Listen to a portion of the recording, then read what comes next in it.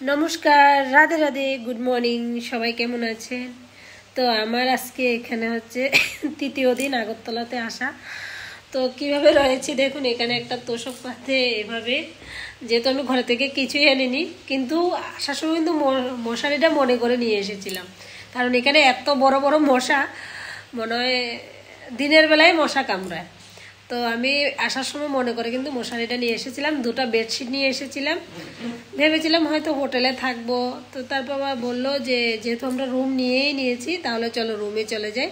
আর আমি একটা তোষক একটু বালিশ বানিয়ে নিয়েছিলাম। আর এখানে আসার পর আমার এত সর্দি, এত জ্বর, শুধু ওষুধ খেয়েই রয়েছি।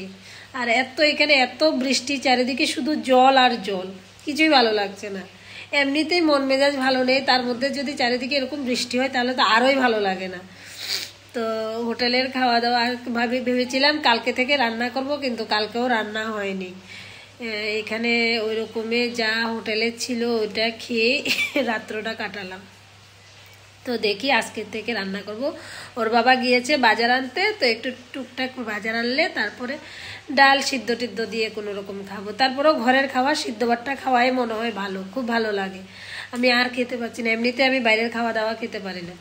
তো এটা আমি গুছিয়ে নিই, তারপরে আবার পরে আসবো। রাধে রাধে, বাই বাই, ভালো থাকবেন, সুস্থ থাকবেন।